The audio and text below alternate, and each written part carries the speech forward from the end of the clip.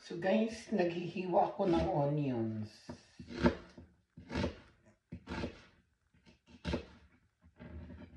Tapos, maghihiwa rin tayo ng garlic. At saka ng kamatis. Ito yung ulamin natin guys.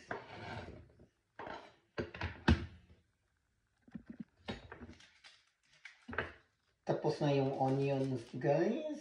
So, garlic na naman tayo. Siguro napaiyak ako sa guys, sa onions. So, yun yung garlic natin. Tapos, ito na yung kamatis.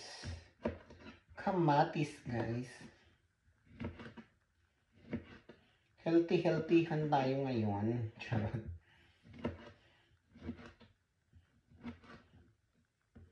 So, dito natin ilagay yung ating kamatis. Tapos, ang ating sibuyas dahon.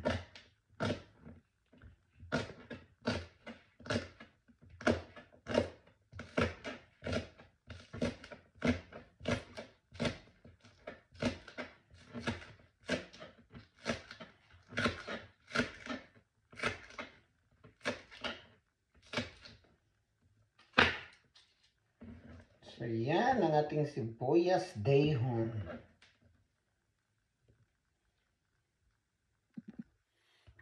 Tapos, magbabati tayo ng itlog. 6 na piraso, guys.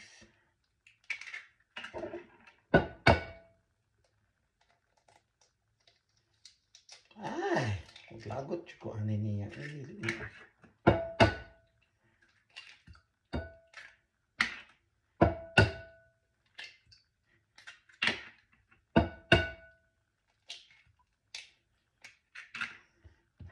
So, bati-batihin natin guys ang ating itlog. Ngayon, lagyan natin ng asin. Ang binating itlog, lagyan ng konting asin at konting pamintang durog. So, yan. So, ito na yung itlog natin guys. So, ito na yung kasingkapan sa ating ulam for today's video. Yan, guys.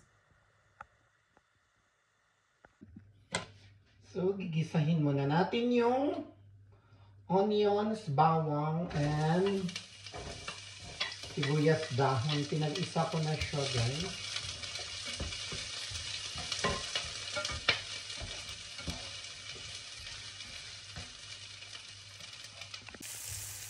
Hintayin lang natin siya na medyo mag-golden brown siya ng konti. Yan, nag-uumpisa ng mag-brown-brown ang ating mga kasangkapan. This time, ilulunod na natin ang kamatis. Yan. Lulutuin din natin.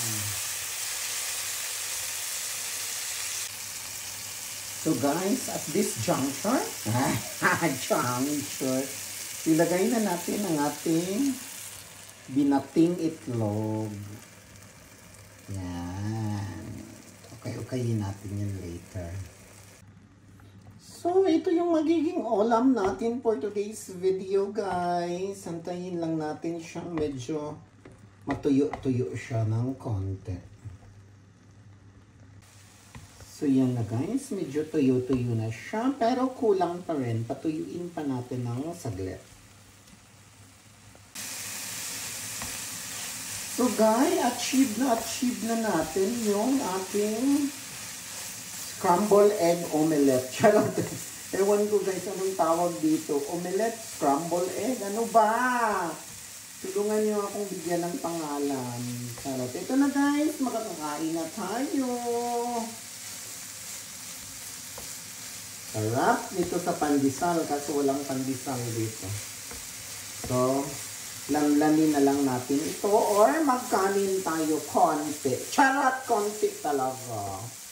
Pati nga mantag konti. Yan na guys. Let's eat.